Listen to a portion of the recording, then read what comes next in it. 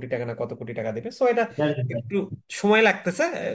হ্যাঁ, সবকিছুই আপনি মনে করবেন যে কোনো মানে ওই যে বলে না যে রাত শেষে দিন আসে, মানে কোনো সংকটই চিরদিনের জন্য অবশ্যই থাকে অবশ্যই না। স্যার। হ্যাঁ, সংকটটা অনেক সময় সংকটটা একটু সময় নাই, বাট সংকট থাকে না, সংকট এক সময় দূর হবেই।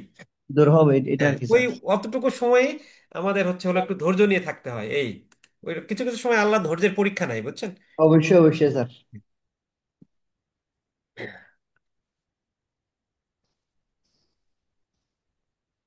ঠিক আছে স্যার, ভালো আচ্ছা, থাকবেন, আসসালামু হ্যাঁ, আলাইকুম। আমি শুরু করি, হ্যাঁ। আচ্ছা, আসসালামু আলাইকুম সবাইকে, আমি ক্লাসটা শুরু করতেছি। আজকে আমরা মূলত আমাদের মডিউল বির রিস্ক ম্যানেজমেন্টের চ্যাপ্টারটা নিয়ে আলোচনা করবো। আজকে আমার প্ল্যান হচ্ছে মডিউল বি এবং সিটা কমপ্লিট করা, তো দেখি আমরা ইনশাল্লাহ পারবো আর কি। খুব বেশি কঠিন না, মডিউল বি এবং সি দেখলাম অনেকটা ঘুরে ফিরে একই প্রশ্ন। যে প্রশ্নগুলো ঘুরে ফিরে একই সেগুলো আমি কম আলোচনা করব, বা যেগুলো ফিফ বিপিএতে এসেছে সেগুলো আলোচনা করব না, ওগুলো আপনারা দেখে নেবেন, কারণ নর্মালি ফিফ বিপি এর প্রশ্ন খুব কম আসে, এক দুইটা আসে হয়তো, বাট খুব আসবে না, ওই জন্য ওগুলো আমরা আলোচনা করব না। আচ্ছা, প্রথমে আমরা 96তম ব্যাংকিং প্রফেশনাল এক্সামিনেশনের ঝুঁকি ব্যবস্থাপনা প্রক্রিয়ার ধাপগুলো সংক্ষেপে আলোচনা করো। Briefly discuss the steps in risk management process, এই প্রশ্নটা আমাদের বলেছে। হ্যাঁ, তো ঝুঁকি ব্যবস্থাপনার ধাপের মধ্যে আমাদের প্রথম যে ধাপটা আমরা দেখতেছি সেটা হচ্ছে হলো প্রথমেই ঝুঁকি শনাক্তকরণ। প্রথমে যদি আপনি রিস্ক আইডেন্টিফাই না করতে পারেন, তাহলে আপনি কাজ করবেন কিভাবে? প্রথম স্টেপসটাই তো হবে আপনার রিস্কটা কি কি আইডেন্টিফাই করা। সেই রিস্কটা আইডেন্টিফাই করা, রিস্কটাকে কিন্তু ইভ্যালুয়েট করা, যে প্রতিটা কোন ঝুঁকিটা ঘটার সম্ভাবনা আছে এবং তার প্রভাবগুলো আমার কি কি হতে পারে। এরপর রিস্ক এভালুয়েট করার পর আমি এই রিস্কটাকে কিভাবে অ্যাভয়েড করতে পারবো। মানে আমি এই রিস্কটাকে এড়ানো, মানে এই রিস্কটাকে আমি যদি এমনও হয়, কিছু কিছু রিস্ক আছে যে আপনি ওটা ইন্স্যুরেন্স কোম্পানিকে দিয়ে দিলে ওই রিস্কটা আপনার এড়িয়ে গেল। হয়তো বা আপনার আম, যেখানে আছেন সেখানে অগ্নি দুর্ঘটনা হতে পারে, তাহলে আপনি অগ্নি রিলেটেড একটা ইন্স্যুরেন্স করলেন, তাহলে আপনি এভাবে ঝুঁকি এড়ালেন। কিছু ঝুঁকি আমরা কমাতে পারি, কিছু ঝুঁকি আমরা ট্রান্সফার করতে পারি, আর কিছু ঝুঁকি আমাদের নিতেই হবে। তো এটা আমরা ঝুঁকিটাকে, রিস্কটাকে ইভ্যালুয়েট করার পর আমরা সেটা দেখব। যেমন নিতেই হবে, যেমন আমি যদি ব্যাংকের ব্যবসা করি, তাহলে আমাকে আহ, আমার ওই ঋণ দেওয়ার সাথে আমার ইনহেরেন্ট ঝুঁকি যে ঋণ খেলাপি হওয়ার, তো সেইটা আমাকে তো গ্রহণ করতেই হবে, কিছু করার নাই। তো এইরকম ভাবে আমরা রিস্ককে ইভ্যালুয়েট করে আমরা দেখবো যে কোনটাকে এড়ানো যাবে, কোনটাকে আমার গ্রহণ করতেই হবে, কোনটাকে কিছুটা চেষ্টা করলে কমানো যেতে পারে। তারপর আমরা কি করব? পর্যবেক্ষণ এবং পর্যালোচনা করব। আমরা ঝুঁকি এবং নিয়ন্ত্রণ ব্যবস্থা নিয়ে নিয়মিত অবজার্ভ করব কি অবস্থা, নিয়মিত রিপোর্ট। তারপর আমাদের রিস্ক রিলেটেড যে ইনফরমেশনগুলো সেগুলো আমরা বড় অফিসে গিয়ে নিয়মিত আমরা তথ্যগুলো দিব।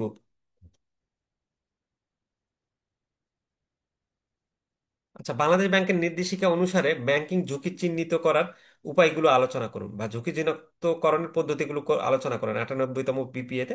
ওই একই কথা ঘুরে ফিরে আহ, প্রথমে ঝুঁকিকে শনাক্ত করতে হবে, যে উম, আপনার উদাহরণ যেমন দিচ্ছে সিস্টেম ভেঙে পড়া বা নতুন কোনো নিয়ম কার্যকর হওয়া।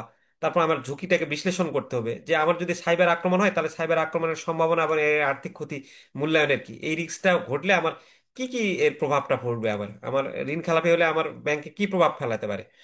ঝুঁকি মূল্যায়ন ওই একই কথা। আম, তারপর ঝুঁকি অগ্রাধিকার নির্ধারণ, এখানে একটু বিষয়টা আসলো যে আপনি অনেকগুলো রিস্ককে আইডেন্টিফাই করলেন, আইডেন্টিফাই করার পর আপনি ঝুঁকিগুলোকে র্যাঙ্ক করলেন, যে আমার এই অপারেশন মানে কোনটা সবচেয়ে বেশি হাই রিস্ক আছে, কোনটা একটু লো রিস্ক, কোনটা একটু মডারেট রিস্ক, হ্যাঁ কোনটা মানে ওই রিস্কটা না হওয়ারই সম্ভাবনা, এরকম ভাবে আপনি ইয়া করবেন। আর সবার শেষে আপনি এটাকে কি করবেন? ডকুমেন্টেশন এবং রিপোর্টিং এর সাহায্যে পাঠিয়ে দিবেন। আচ্ছা, ব্যবস্থাপনাগত দৃষ্টিগত থেকে এবং কার্যকর এই দৃষ্টিকোণ থেকে ঝুঁকির শ্রেণীবিভাগ আলোচনা করুন। আপনার রিস্ককে ক্যাটাগরাইজ করতে বলছি, রিস্কের প্রকারভেদে আলোচনা করতে বলছি, আইবিবি টু।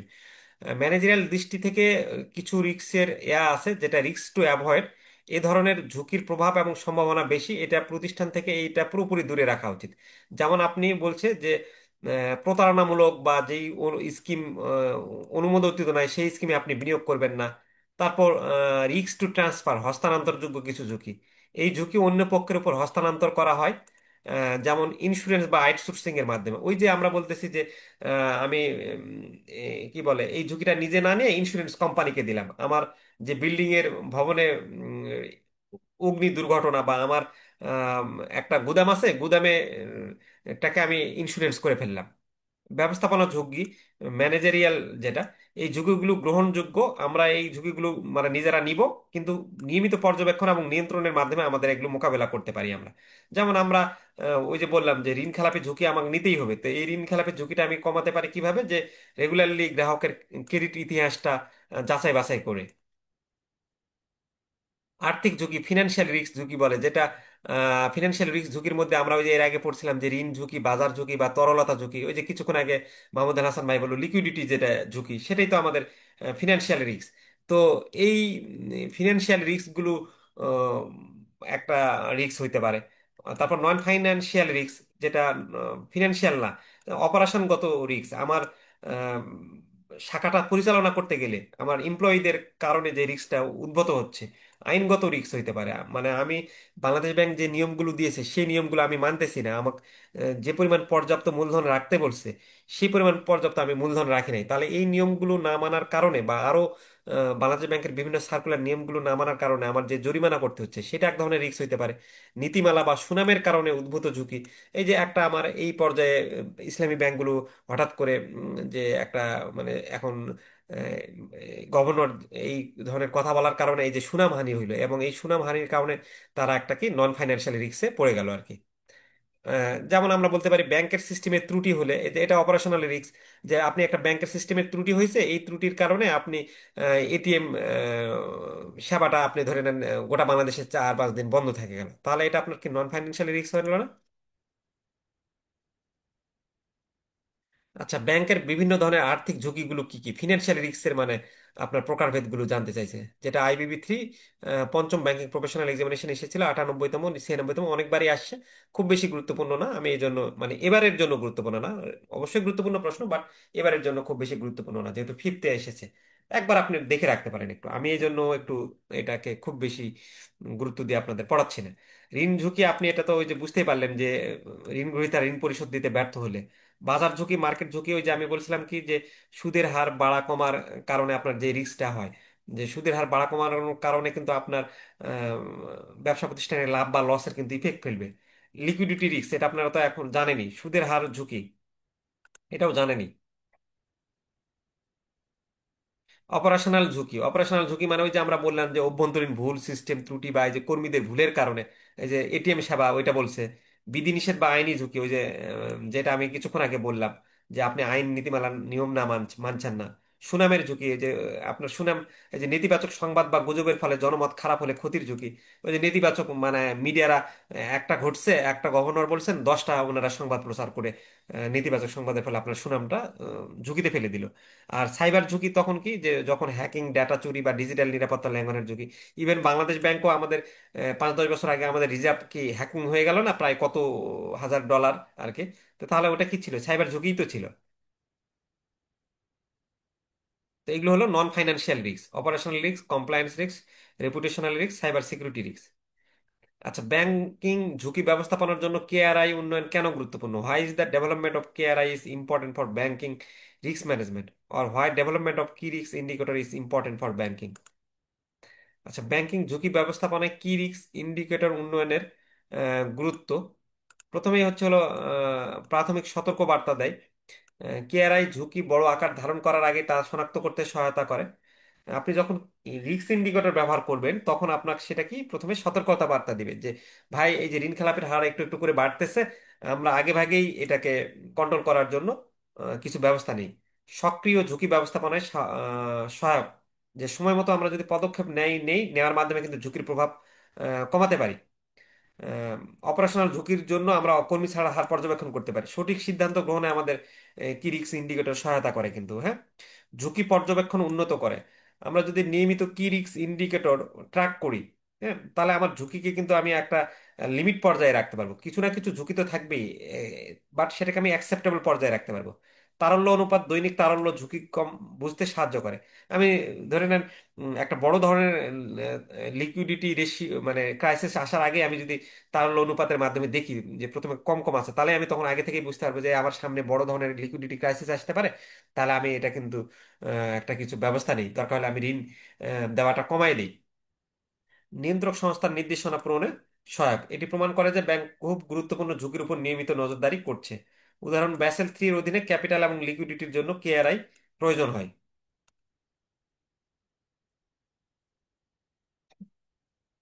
আচ্ছা, ব্যাংকিং এর তরলতা কেন গুরুত্বপূর্ণ? ব্যাসেল 3 এর কোন স্তম্ভটি তরলতা ঝুঁকি আলোচনা করে? বলছে যে why is liquidity is important in banking.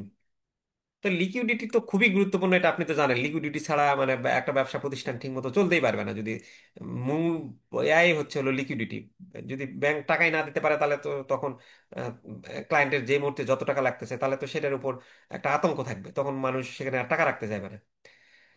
তো এই তারল্য ঝুঁকি নিয়ে আলোচনা করা হয়েছে পিলার 1-এর ন্যূনতম প্রয়োজনীয়তা নির্ধারণীতে, যার মধ্যে অন্তর্ভুক্ত যে লিকুইডিটি কভারেজ রেশিও। এটা আমরা 30 দিনের তারল্য সংকটে টিকে থাকতে ব্যাংকের সক্ষমতা নির্ধারণ করে। এই লিকুইডিটি কভারেজ রেশিওর মাধ্যমে আমরা দেখি যে আগামী 30 দিন যদি লিকুইডিটি ক্রাইসিস হয়, তাহলে সেই ব্যাংক লিকুইডিটি ক্রাইসিসটাকে ওভারকাম করতে পারবে কিনা।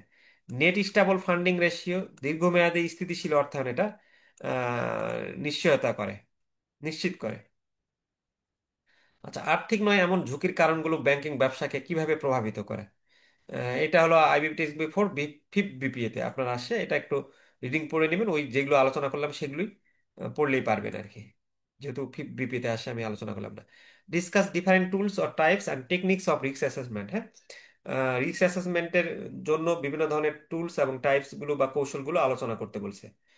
তো আমরা এই রিস্ক অ্যাসেসমেন্ট করার জন্য আমরা রিস্ক ম্যাট্রিক্স ব্যবহার করতে পারি। এটার মাধ্যমে আমরা ঝুঁকিগুলোকে, মানে কোনটা আমরা আগে প্রায়োরিটি দিব, কোনটা ঘটার সম্ভাবনা বেশি আছে এবং কোনটার প্রভাব বেশি, সেইভাবে আমরা ঝুঁকিগুলো আগে মোকাবিলা করতে হয়। শর্ট বিশ্লেষণ আমরা করব। শর্ট বিশ্লেষণ মানে আপনার ওই যে মার্কেটিং এ পড়ছেন কেন, স্ট্রেংথ, এসতে আমরা স্ট্রেংথ বলি, ডাব্লিউ তে উইকনেস, ওতে অপরচুনিটি, টি তে থ্রেটস। তো আমার ব্যবসা প্রতিষ্ঠানের শক্তির জায়গা কোন দিকে? একটা ব্যবসা প্রতিষ্ঠানের এক একজনের এক এক দিকের শক্তির জায়গা। আমার কি আইটি সেক্টরের শক্তি, নাকি আমার আম, দেখাচ্ছে যে আমি দ্রুত সেবা দিতে পারতেছি, বা আমার লিকুইডিটি ক্রাইসিস নাই। মানে এক একজনের তো এক একটা শক্তি, মানুষের যেমন এক এক ধরনের এরকম শক্তি থাকে না।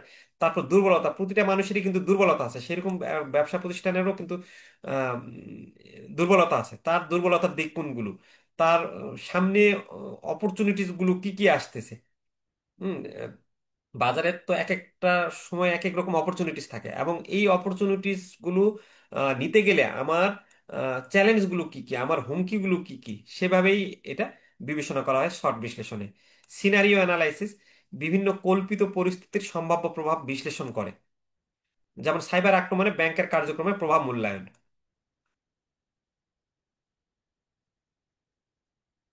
আচ্ছা, এরপর আমরা রিস্ক রেজিস্টারের মাধ্যমে এটা করতে পারি। রিস্ক রেজিস্টার হচ্ছে হলো ঝুঁকির তালিকা, গুরুত্ব, দায়িত্ব ও প্রতিকার পরিকল্পনা সম্বলিত ডকুমেন্ট। একটি ব্যাংকে প্রতারণা ও তথ্য চুরির ঝুঁকি লিপিবদ্ধ রাখে। তারপর আপনার হিট ম্যাপ, এটা আপনার হিট ম্যাপটা হচ্ছে হলো রঙের মাধ্যমে আপনি ঝুঁকিকে চিহ্নিত করেন। তাহলে আমরা যখন ঝুঁকিকে চিহ্নিত করি, বেশি দেখবেন যে লাল রং দিলে আমরা বলি যে এটা সবচেয়ে বেশি ঝুঁকিপূর্ণ ক্ষেত্র। আর কি রিস্ক ইন্ডিকেটর, মানে এটা হলো আপনার ঝুঁকি বৃদ্ধির পূর্বাভাস দেওয়ার জন্য ব্যবহৃত পরিমাপক উপাদান, যে ঝুঁকিটা বাড়তেছে কিনা, তার মানে ধীরে ধীরে এটা বাড়তেছে কিনা, এইটা আপনাকে আগে থেকে ইন্ডিকেটরের মাধ্যমে বুঝাবে যে এটা সামনের দিকে বাড়তেছে। আচ্ছা, তারপর প্রশ্ন নাম্বার 9 আমাদের বলছে যে ঝুঁকি মূল্যায়ন কৌশল হিসেবে শর্ট এবং পেস্টল বিশ্লেষণের তুলনা করুন আর কি। হ্যাঁ, তো শর্ট বিশ্লেষণটা আপনার, শর্ট এবং পেস্টল বিশ্লেষণ। শর্ট ওই যে আমরা বললাম এস তে স্ট্রেংথ, ডাব্লিউ তে উইকনেস, ও তে অপরচুনিটিস, টি তে থ্রেটস। আর পেস্টল হচ্ছে হলো পি তে পলিটিক্যাল, ই তে ইকোনমিক, এস তে সোশ্যাল, টি তে টেকনোলজিক্যাল, এল তে লিগাল, ই তে ইনভায়রনমেন্ট। অর্থাৎ এই যে পেস্টলের মাধ্যমে আপনি এটাকে বলতেছে PESTLE। তো এই পেস্টল হচ্ছে পিতে আমরা কি বলতেছি পলিটিক্যাল, আমার পলিটিক্যাল কি কি ঝুঁকি আছে, ইকোনমিক্স অর্থনৈতিক কি ঝুঁকি আছে, সোশ্যাল কি ঝুঁকি আছে, টিতে টেকনোলজিক্যাল কি ঝুঁকি আছে, এলতে লিগ্যাল কি ঝুঁকি আছে, ইতে ইনভায়রনমেন্টাল কি ঝুঁকি আছে। সেটা হচ্ছে হলো আমাদের এই পেস্টলের মাধ্যমে আমরা ইয়া করি। তো পেস্টল হচ্ছে হলো এটা এক্সটার্নাল এনভায়রনমেন্ট, কারণ আপনি তো রাজনৈতিক কি বলে পরিস্থিতিকে সামলাতে পারবেন না। রাজনৈতিক অস্থিতিশীল হলে আপনার একটা ব্যবসাতে হুমকির সম্মুখীন হবে না। বা অর্থনৈতিক কি অবস্থা, অর্থনৈতিক মন্দা যাচ্ছে কিনা, এটা তো আপনার ব্যবসার উপর, মানে এটা সামগ্রিক দেশের উপর নির্ভর, এটা তো আপনি কোনো কিছু করতে পারবেন না। সোশ্যাল বা টেকনোলজিক্যাল কোনো ইম্প্যাক্ট আসলো কিনা, সেটা তো আপনার হাতে নাই। বা আইনগত বা পরিবেশগত কোনো আম, সমস্যা হচ্ছে কিনা। তো এই শর্ট বিশ্লেষণটা হচ্ছে হলো প্রতিষ্ঠানের অভ্যন্তরীণ, আর পেস্টল হচ্ছে হলো বহিরাগত পরিবেশ। এইটা শর্টের মাধ্যমে আপনি প্রতিষ্ঠানের সক্ষমতা এবং ঝুঁকি চিহ্নিত করেন, যে আমার স্ট্রেংথ এবং উইকনেস গুলো কোন দিক, আমি কি কি করতে পারবো। আর পেস্টল হচ্ছে সামগ্রিক রাজনৈতিক, অর্থনৈতিক এবং সামাজিক ঝুঁকি বিশ্লেষণ করে। এটা দুর্বলতা এবং হুমকি চিহ্নিত করে। আর তারপর বাকিগুলো একটু দেখে নিন, তাহলে পারবেন। খুব বেশি কঠিন না। আচ্ছা, প্রতিষ্ঠানের মধ্যে অসঙ্গতিপূর্ণ এবং অবিশ্বস্ত ঝুঁকি মূল্যায়ন করার প্রক্রিয়ার পরিণত কি? What are the consequence of inconsistent and unreliable risk assessment process within the organisation. আচ্ছা, অসঙ্গতিপূর্ণ এবং যদি আপনি ঝুঁকি ঠিক মতো মূল্যায়ন না করেন, রিস্ক যদি ইভালুয়েট না করেন বা গুরুত্ব না দেন, তাহলে তো আপনি ঠিক মতো সিদ্ধান্ত গ্রহণ করতে পারবেন না। হ্যাঁ, তখন আপনার ঋণ খেলাপি হওয়ার সম্ভাবনা বেড়ে যাবে বেশি। নিয়ম লঙ্ঘন এবং জরিমানা, আপনি যদি ঝুঁকিকে সেভাবে মূল্যায়ন করলেন না, না মূল্যায়ন করার ফলে নিয়ন্ত্রক সংস্থার বিধিনিষেধ মানা হয় না, আপনি বাংলাদেশ ব্যাংক যে নিয়ম দিয়েছে সেই নিয়মটা মানতেছেন না, তখন না মানার ফলে কেওয়াইসি বা অ্যান্টি মানি লন্ডারিং নিয়ম না মানার ফলে আপনার বাংলাদেশ ব্যাংক জরিমানা করতে পারে। আপনার আর্থিক ক্ষতি হতে পারে, আপনি ঝুঁকিকে না দিলে আপনার এই যে সাইবার ঝুঁকির কারণে আপনার অনেক ডেটা চুরি হয়ে যাচ্ছে, তখন আপনার বিপুল ক্ষতি হচ্ছে। আপনার সুনামের ক্ষতি হতে পারে, আপনি ঝুঁকি ব্যবস্থাপনা ভালো করে করেননি, এর ফলে আপনার গ্রাহক এবং জনসাধারণের নিকটে আস্থা নষ্ট হবে। আপনার অপারেশনাল ঝুঁকির কারণে দেখা যাচ্ছে যে 9-10 দিন ধরে আপনার এটিএম বুথ বন্ধ হয়ে আছে, তাহলে আপনার একটা সুনামের ক্ষতি হবে না? অপারেশনাল বিঘ্ন, আপনার যদি সার্ভার ডাউন হলে, ব্যাকআপ না থাকায় ব্যাংকিং সেবা বন্ধ হয়ে যায়, আপনি যদি ব্যাকআপ সার্ভার না থাকেন তাহলে তখন প্রবলেম হয়ে যাবে না? তো এগুলি হচ্ছে হলো আপনার যদি ঝুঁকিটাকে ঠিকমতো মূল্যায়ন না করেন তার পরিণতি। আচ্ছা, describe the risk likelihood with the ordinal scale. ক্রমিক স্কেল ব্যবহার করে ঝুঁকির সম্ভাবনা বর্ণনা করা আর কি। হ্যাঁ, মানে এখানে ওই এই ক্রমিক স্কেলটাকে বা এই অর্ডিনাল স্কেলটাকে আপনার বিভিন্ন ভাগে ভাগ করা হয়। তো একটা হলো খুবই অপ্রত্যাশিত ঝুঁকি, একটা হলো অপ্রত্যাশিত, একটা হলো সম্ভাব্য, সম্ভাব্যতর এবং প্রায় নিশ্চিত। যদি খুবই অপ্রত্যাশিত হয়, মানে এটা আপনি প্রত্যাশাই করছেন না, তাহলে সেই ঝুঁকিটা শুধুমাত্র বিশেষ ক্ষেত্রে ঘটতে পারে। আর অপ্রত্যাশিত হলে সেটি ঘটার সম্ভাবনা কম, তবে একেবারে অসম্ভব নয়। এখানে দেখেন একটা কথা বলতেছে খুবই অপ্রত্যাশিত, মানে এটা হবেই না বলা যায়। আর অপ্রত্যাশিত হলে এটাও ঘটার সম্ভাবনা কম, কিন্তু এটা উড়িয়ে দেওয়া যায় না। আর যদি সম্ভাব্য রিস্ক হয়, তাহলে এই ঝুঁকিটা কিন্তু মাঝে মাঝে ঘটতে পারে। আর সম্ভাব্যতর ঝুঁকি, সম্ভাব্য হলে মাঝে মাঝে হতে পারে, আর যদি সম্ভাব্যতর বলতেছি আমরা, তখন ওই ঝুঁকিটা একেবারে বেশিরভাগ সময় ঘটে। আর প্রায় নিশ্চিত হলে এটা প্রায় নিয়মিত ঘটার সম্ভাবনা রাখে আর কি। তো এরকম ভাবে আমরা ঝুঁকিকে মানে আপনার স্কেলের মাধ্যমে আইডেন্টিফাই করতে পারি। আচ্ছা, ঝুঁকি কতটা ঘটতে পারে তা দেখানোর জন্য আমরা কিভাবে একটা অর্ডিনাল স্কেল ব্যবহার করব? আচ্ছা, অর্ডিনাল স্কেল ব্যবহার করা হয় ঝুঁকি কতটা ঘটার সম্ভাবনা আছে তা ধাপে ধাপে দেখতে। এই স্কেলে সাধারণত ব্যবহৃত ধাপগুলো হলো খুবই অপ্রত্যাশিত, অপ্রত্যাশিত, ওই একই কথা জিনিস বলতেছে, আপনারা একটু দেখে নেবেন একই জিনিস। আচ্ছা, ঝুঁকির সম্ভাবনা কি? What is risk livelihood? ঝুঁকি ব্যবস্থাপনার জন্য ঝুঁকির সম্ভাবনা কেন গুরুত্বপূর্ণ? ঝুঁকি কে আপনি কেন গুরুত্বপূর্ণ বলতেছেন? তো ঝুঁকি ব্যবস্থাপনা তো আপনি নিবেন, এগুলো খুবই সিম্পল, আমরা আলোচনা এতক্ষণ ধরে করে আসলাম। আপনি ঝুঁকি ব্যবস্থাপনার গুরুত্ব হচ্ছিল ঝুঁকিকে আপনি অগ্রাধিকার দিতে পারবেন, সঠিক সিদ্ধান্ত গ্রহণ নিতে পারবেন। সম্পদের কার্যকর ব্যবহার বলতে আপনি তো ঝুঁকিকে মোকাবেলা করতে গেলে, রিস্ককে মোকাবেলা করতে আপনার কিন্তু রিসোর্স দরকার, আপনার সেই পরিমাণ ম্যান পাওয়ার দরকার, তারপর আপনার উচ্চ মানের টেকনোলজি দরকার। তো এখন আপনি ঝুঁকিকে যখন ভাগ করছেন, সব ঝুঁকি তো আর আম, সেরকম প্রায়োরিটি বেসিসে এগিয়ে থাকবে না।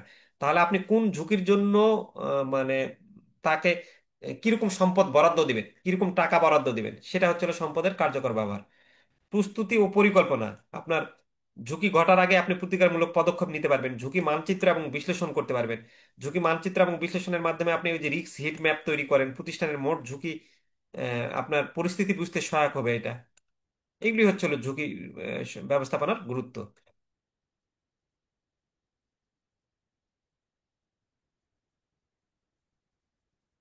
আচ্ছা, বলছে ক্ষতি বা ক্ষয়ক্ষতির প্রভাব স্কেল সম্পর্কে সংক্ষেপে আলোচনা করো, বা discuss briefly about the loss or damage impact scale. আচ্ছা, আহ, এই ক্ষতি বা প্রভাব স্কেল ব্যবহার করা হয় ঝুঁকি ঘটলে তার প্রভাব কতটা গুরুতর হবে তার পরিমাপে। এটা হচ্ছে হলো আপনার আর্থিক ক্ষতি, অপারেশন, সুনাম এবং আইনগত প্রভাব বুঝতে সাহায্য করে। নিম্নের উদাহরণগুলো আলোচনা করলো। যে অত্যন্ত নগণ্য, উম, এটাকে আবার ওই যে কিছুক্ষণ আগে আমরা রিস্ক গুলোকে একরকম ভাবে ভাগলাম না, এই প্রভাব স্কেল ব্যবহার করে আবার রিস্ককে আমরা কিভাবে ভাগতেছি। এই প্রভাব স্কেলটা ব্যবহার করে আমরা দেখতেছি মানে ক্ষতির প্রভাব, যে এই রিস্কটার একেবারে ক্ষুদ্র প্রভাব, কোনো বাস্তব ক্ষতি নেই। যেমন আপনি একটা শাখায় যদি 15 মিনিট আপনি ইমেইল সার্ভার বন্ধ আছে, তাহলে এই ইমেইল সার্ভার 15 মিনিট বন্ধ থাকার কারণে আপনার কিন্তু ক্ষতির কোনো প্রভাব পড়বে না, এই ঝুঁকির কিন্তু কোনো প্রভাবই পড়বে না। আর মাইনর বা সামান্য বলছে যে সামান্য আর্থিক ক্ষতি বা কার্যক্রমে হালকা বিঘ্ন, তবে সহজে সমাধানযোগ্য। যে একটা প্রিন্টার নষ্ট হয়ে গেছে, তবে আপনি এটা দ্রুত ঠিক করে ফেললেন, তাহলে এটাতে কিন্তু আপনার হালকা ক্ষতি হয়েছে কিন্তু এটা আপনি সমাধান করে ফেললেন। আর মধ্যম, এইটার হচ্ছে হলো দৃশ্যমান প্রভাব, তবে বাহ্যিক সহায়তা ছাড়াই নিয়ন্ত্রণযোগ্য। একটা অঞ্চলে আপনি একদিনের জন্য এটিএম সেবা বন্ধ থাকলো, আপনি কিন্তু ওই এটিএম সেবা বন্ধ থাকলেও এটা আপনি একদিনের মধ্যেই সেটাকে কিন্তু বাইরের কোনো থার্ড পার্টি ছাড়াই আপনি কিন্তু সেটাকে কন্ট্রোলে নিয়ে আসলেন। ক্ষতিটা একদিনের জন্য হচ্ছে, বাট আপনি এটা কন্ট্রোলে নিয়ে আসতে পারছেন, খুব বেশি না, এটা মডারেট। আর গুরুত্বপূর্ণ বা মেজর, যে বড় ধরনের ক্ষতি, গ্রাহকের আস্থা বা সেবার গুণগত মানে প্রভাব পড়তে পারে। আপনার সারা দেশে ধরে নেন ইন্টারনেট ব্যাংকিং সার্ভিস একদিন বন্ধ থাকে, একবার সারা দেশে কিন্তু কথা রটে যাবে। বা যদি 4 দিন বন্ধ থাকে কোনো প্রাইভেট ব্যাংকের এটিএম, এই ব্যাংকের এটিএম বুথ থেকে গত 5 দিন টাকা তোলা যাচ্ছে না, তাহলে ওইটা আপনার কিন্তু ওই রিস্কটা আপনার কিন্তু গুরুত্বপূর্ণ ক্ষতির প্রভাব ফেলতেছে। চরম বা ধ্বংসাত্মক কিরকম, যে মারাত্মক ক্ষতির দীর্ঘমেয়াদী প্রভাব বা আইনগত বা সুনামের বড় ঝুঁকি। আপনার ব্যাংকের ডাটাবেস থেকে আপনার গ্রাহকের আর্থিক তথ্য চুরি হয়ে গেল, তাহলে কিন্তু এটা আপনার লং টার্মে ইফেক্ট ফেলবে। বা হ্যাক করলো, সেই লং টার্ম ইফেক্টটা থেকে সরে আসা অনেক তখন কঠিন হয়ে যায়। How can you select of significant risk for your enterprise, আপনার এন্টারপ্রাইজের জন্য আপনি গুরুত্বপূর্ণ ঝুঁকিগুলো কিভাবে নির্বাচন করবেন। আচ্ছা, এগুলো ওই যে একই গুরুত্ব, মানে আগের কথাগুলোর মতো, যে সমস্ত সম্ভাব্য ঝুঁকি চিহ্নিত করা, আপনার এই সম্ভাবনা এবং প্রভাব বিশ্লেষণ করা, রিস্ক অ্যাপেটাইট অনুযায়ী ঝুঁকি বাছাই করা, মানে কতটুকু আপনি রিস্ক গ্রহণ করবেন সেই অনুসারে আপনি ঝুঁকিটাকে ইয়া করবেন। তারপর কি রিস্ক ইন্ডিকেটর পর্যবেক্ষণ করা, কি রিস্ক ইন্ডিকেটর দেখলে আপনি দেখবেন যে সামনে বিশেষ কোনো ঝুঁকি বাড়তেছে কিনা। স্টেক হোল্ডার এবং রিস্ক কমিটির সঙ্গে আলোচনা করা আর কি। এভাবে আপনি গুরুত্বপূর্ণ ঝুঁকিগুলোকে নির্বাচন করবেন।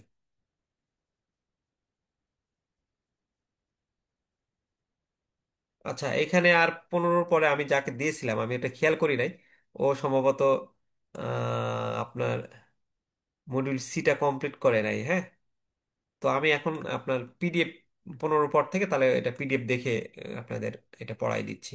এটা খেয়াল করি নাই যেহেতু।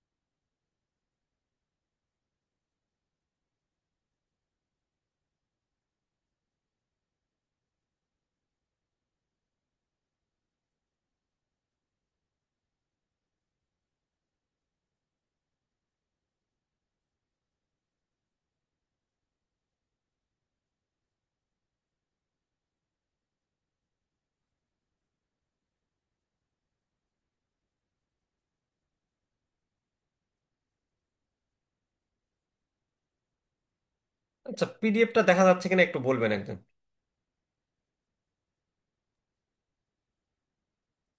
আমি একটা পিডিএফ শেয়ার করছি, দেখতে পাচ্ছেন কিনা একটু জানাবেন। দেখা যাচ্ছে? দেখা জি দেখা যাচ্ছে। আচ্ছা, ঠিক আছে।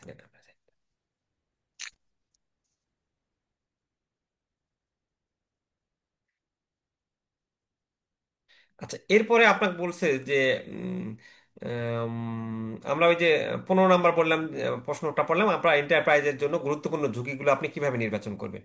তারপর আপনাকে বলছে যে আপনি কি রিস্ক ইন্ডিকেটর বলতে কি বোঝেন। তাহলে কি রিস্ক ইন্ডিকেটর বলতে আমরা ওই যে পড়লাম না, যে এটা হলো এমন একটা পরিমাপক মান যেটা আপনার প্রতিষ্ঠানের সম্ভাব্য ঝুঁকির প্রাথমিক সংকেত দেয়। ব্যাংক বা আর্থিক প্রতিষ্ঠানে কেআরআই ব্যবহার করে ওই যে আপনার ঝুঁকিটা বাড়তেছে কিনা সেটা আপনি আগে ভাগে বুঝতে পারেন।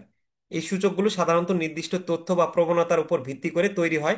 আপনি এই যে কি রিস্ক ইন্ডিকেটরের মাধ্যমে আপনার লিকুইডিটি ক্রাইসিস হচ্ছে মানে বাড়বে কিনা বা বাড়তেছে কিনা, অপারেশনাল ঝুঁকি বাড়তেছে কিনা, লিকুইডিটি কি বলে ঋণ ঝুঁকি বাড়তেছে কিনা, তো এগুলো আপনি নিয়মিত কি রিস্ক ইন্ডিকেটর পর্যবেক্ষণের মাধ্যমে আপনার আগাম কিন্তু আপনি ব্যবস্থা নিতে পারেন। যে আপনি দেখেন যদি ব্যাংকে খেলাপি ঋণের মানে বাড়তেছে ধীরে ধীরে, তখন আপনি ওইটাকে কমানোর জন্য কি পদক্ষেপ নেবেন সেটা কিন্তু আপনি কি রিস্ক ইন্ডিকেটরের মাধ্যমে বুঝতে পারবেন। আচ্ছা, রিস্ক রেজিস্টার বা ঝুঁকি নিবন্ধন বলতে কি বোঝো? দেখেন রেজিস্টার মানে কি, একটা রেজিস্টার খাতায় আমরা কিন্তু অনেক কিছু জিনিস লিপিবদ্ধ করে রাখি। সেম রিস্ক রেজিস্টার হলো আপনার একটা আনুষ্ঠানিক ডকুমেন্ট যেখানে আপনি প্রতিষ্ঠানের চিহ্নিত ঝুঁকিগুলো লিপিবদ্ধ করবেন। এতে প্রতিটা ঝুঁকির বিস্তারিত তথ্য থাকে। ঝুঁকি ওই রিস্কটার বিবরণ থাকবে, ওই রিস্কটা ঘটার সম্ভাবনা কিরকম, প্রভাব কি, এই রিস্কটাকে মিনিমাইজ করার জন্য কোন ব্যক্তি আছে, বিদ্যমান নিয়ন্ত্রণ ব্যবস্থা এবং এর করণীয় পদক্ষেপগুলো কি। রিস্ক রেজিস্টার ব্যবহারের মূল উদ্দেশ্যটাই হলো ঝুঁকি সুশৃঙ্খলভাবে পর্যবেক্ষণ, মূল্যায়ন এবং ব্যবস্থাপনা করা। এটি ব্যবস্থাপনাকে ঝুঁকি অগ্রাধিকার দিতে এবং সময়মতো পদক্ষেপ নিতে সহায়তা করে। তো এই হচ্ছে হলো রিস্ক রেজিস্টার, হ্যাঁ। আচ্ছা, এরপর রিস্ক রেজিস্টারের উপাদান গুলো আলোচনা করো। তাহলে এই রিস্ক রেজিস্টারে আমরা ওই যে ঝুঁকির বিবরণ থাকবে, ঝুঁকিকে আমরা রিস্ককে ক্যাটাগরাইজ করে আলাদা আলাদা করে রাখবো। তারপর ওই একই কথা, সম্ভাব্য প্রভাবতা আলোচনা, আমার এই রিস্কটা দায়িত্বপ্রাপ্ত ব্যক্তিকে, তো এগুলো একটু দেখে নেবেন তাহলে পারবেন। ব্যাংকে ঝুঁকি রেটিং বলতে কি বোঝেন? ওই যে আমরা রিস্ককে বিভিন্নভাবে রেটিং করতেছি না, তাহলে রেটিং করলে এই যে বলছে যে নির্দিষ্ট স্তর বা স্কোরে কিন্তু মূল্যায়ন করা হয়। এর মাধ্যমে ব্যাংক বুঝতে পারে যে আপনার কোন ঝুঁকিটা বেশি গুরুত্ব এবং কোনটা আগে কিন্তু আপনি মোকাবেলা করবেন। আবার এই রেটিংটা আপনি কি করতেছেন, ওই যে কখনো কম, মাঝারি, বেশি অথবা চরম ঝুঁকি, এরকম ভাবে ঝুঁকিকে কিন্তু আপনি মাপতেছেন। তারপর আসেন যে 20 নম্বর প্রশ্ন আমাদের, যে ঝুঁকি নির্ধারণে বিভিন্ন প্রকার ঝুঁকি নির্ধারণের বিভাগগুলো আলোচনা করো। তাহলে আমরা ওই যে কিছুক্ষণ আগে শিখলাম যে আমরা ঝুঁকিকে অনেক সময় লো রিস্ক, মানে এটা এই ঝুঁকি ঘটার সম্ভাবনা খুবই কম এবং প্রভাবও নগণ্য। আহ, তারপর মাঝারি ঝুঁকি, এই ঝুঁকির সম্ভাবনা মাঝারি এবং ক্ষতি নিয়ন্ত্রণযোগ্য। উচ্চ ঝুঁকি, হাই রিস্ক, ঝুঁকির সম্ভাবনা বেশি এবং ক্ষতির মাত্রাও গুরুত্বপূর্ণ। আমরা পড়লাম না কিছুক্ষণ আগে যে ঝুঁকিগুলোকে আমরা বিভিন্ন ভাগে ভাগ করলাম? সো এটা দেখলেই পারা যাবে। ব্যবসায় ঝুঁকি নির্ধারণের সুবিধা এবং অসুবিধাগুলো কি কি, আপনি যদি রিস্ক মানে নির্ধারণ করেন, তাহলে নির্ধারণ করলে কি হবে, আপনি সঠিক সিদ্ধান্ত গ্রহণ করতে পারবেন। কিন্তু আপনি কোন ঝুঁকি আগে মোকাবেলা করবেন, কোন ঝুঁকি পরে মোকাবেলা করবেন, এর মাধ্যমে কিন্তু পারবেন। ঝুঁকির অগ্রাধিকার নির্ধারণ করুন, আপনি কিন্তু ঝুঁকিগুলোকে প্রায়োরিটিস দিতে পারবেন কোনটা। সম্পদের কার্যকর ব্যবহার করতে পারবেন। নিয়ন্ত্রক সংস্থার নির্দেশনা পূরণে সহায়ক, ঝুঁকি ব্যবস্থাপনা মানদণ্ড মেনে চলা সহজ হয়। তারপর ঝুঁকি সচেতনতা কিন্তু আপনার বৃদ্ধি করে। আচ্ছা, এরপর হচ্ছে উম, যে অসুবিধাগুলো কি কি। অসুবিধাগুলো হচ্ছে মূল্যায়নের ভিন্নতা, ঝুঁকি কে মূল্যায়ন করছে তার উপর ফলাফল ভিন্ন হতে পারে। মিথ্যা নিরাপত্তা বোধ, নিম্ন রেটের ঝুঁকিগুলো আপনি যদি মানে কি বলে ঝুঁকিকে ওইরকম ভাবে নির্ধারণ করলেন না, তাহলে আপনি যদি আহ, যে নিম্ন রেট ঝুঁকিগুলো আছে এটা আপনি অবহেলা করলেন, পরে পরবর্তীতে কিন্তু এই নিম্ন রেটের ঝুঁকিগুলোই আস্তে আস্তে একটা সময় গিয়ে বড় ঝুঁকিতে পরিণত হবে। তারপর তথ্য নির্ভরতা, আহ, ভুল বা অসম্পূর্ণ তথ্য থেকে কিন্তু ভুল রেটিং হতে পারে। জটিল ঝুঁকি সমীকরণ বা নিয়মিত হালনাগাদ প্রয়োজন আপনার। সময় মতো হালনাগাদ না করলে আপনি কিন্তু রেটিং বিভ্রান্তকর হয়ে পড়বে। আপনি যদি ঝুঁকিগুলোকে নির্ধারণ না করেন, তখন আপনি রেটিং করতে পারবেন না যে কোনটাকে বেশি কোনটাকে কম দেবো আমি। আচ্ছা, এরপরে হচ্ছে হলো ব্যাংকের ঝুঁকি নিয়ন্ত্রণে বাংলাদেশ ব্যাংকের তত্ত্বাবধানমূলক কার্যক্রমের ভূমিকা আলোচনা করা।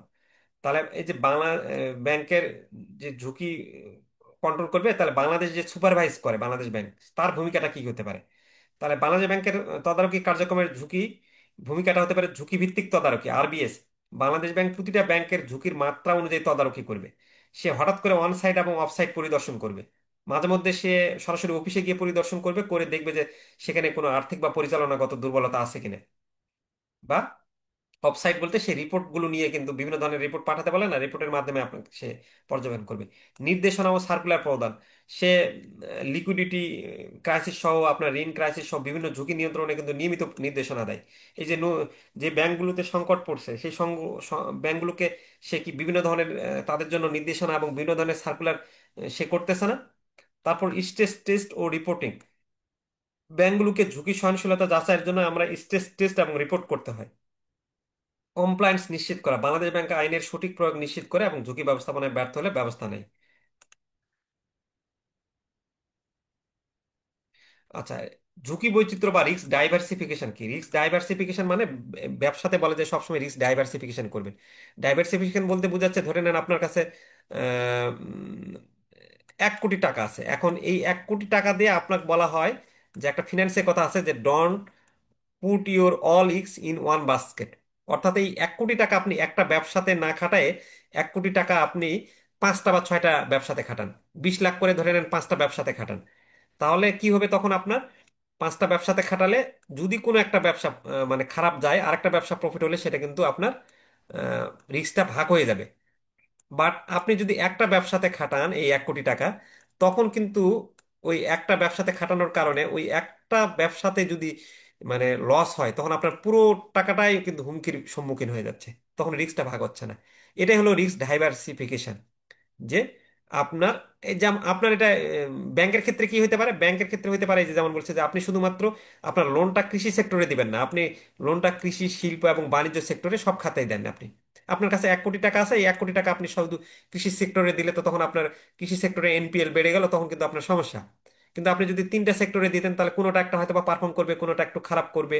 হ্যাঁ, এইভাবে কিন্তু আপনার মিলে দিলে সবকিছু ঠিক হয়ে যাবে।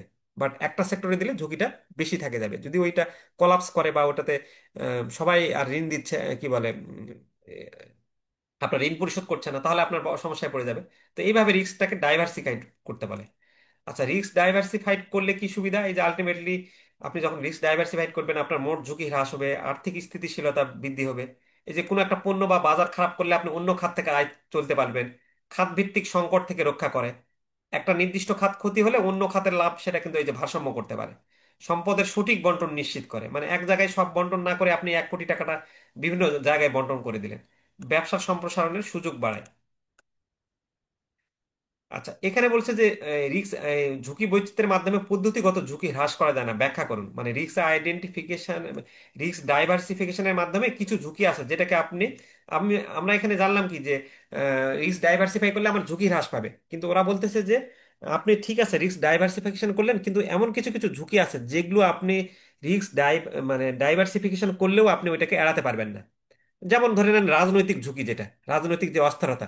আপনি 1 কোটি টাকা আপনার 5টা ব্যবসাতে যদি খাটান, ঠিক আছে আপনি 5টা ব্যবসাতে খাটাচ্ছেন, কিন্তু এই যে আমাদের 5ই আগস্টে একটা বড় ধরনের যে দুর্যোগ ঘটলো, বা আপনার ধরে নেন দেশে সবসময় অস্থিতিশীলতা, কিছুদিন পর পর পাকিস্তানে যেমন আপনার সেনাবাহিনী সরকার নিয়ে নিচ্ছে।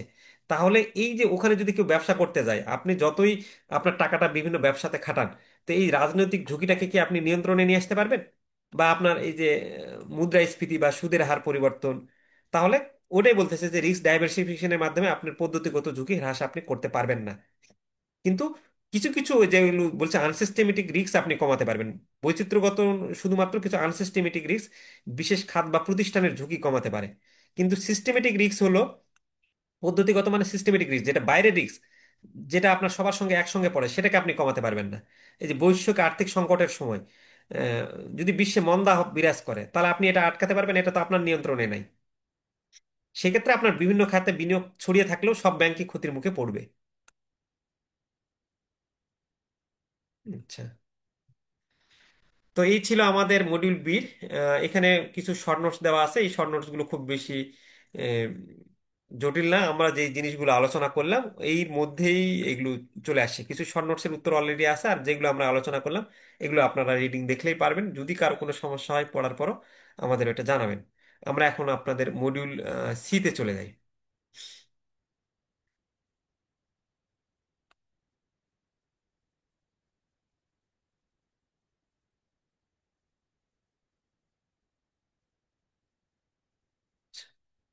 একটু সময় দেবেন, আমরা মডিউল সিটা।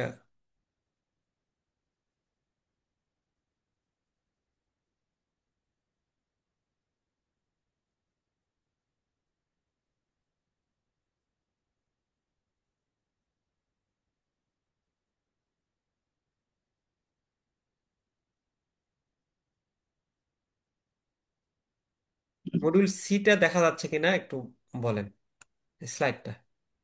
আসসালামু আলাইকুম। ওয়ালাইকুম আসসালাম, জি। স্যার ওই আমরা কি সব চ্যাপ্টারই আমাদের পড়তে হবে? একটু সাজেশন দিয়ে। সাজেশনটা দিব, ওই যে অবশ্যই যে কোন চ্যাপ্টার গুলো গুরুত্বপূর্ণ বেশি। আমি কিছু কিছু সাজেশন রেডি করতেছি, রিস্ক ম্যানেজমেন্টের সিইএমটা রেডি করে রাখছি। ফার্স্ট চ্যাপ্টার সেকেন্ড চ্যাপ্টার আপনাদের একটা ক্লাস নিব ওই অনুসারে, যে কোনটা বেশি গুরুত্বপূর্ণ কোনটা কম গুরুত্বপূর্ণ।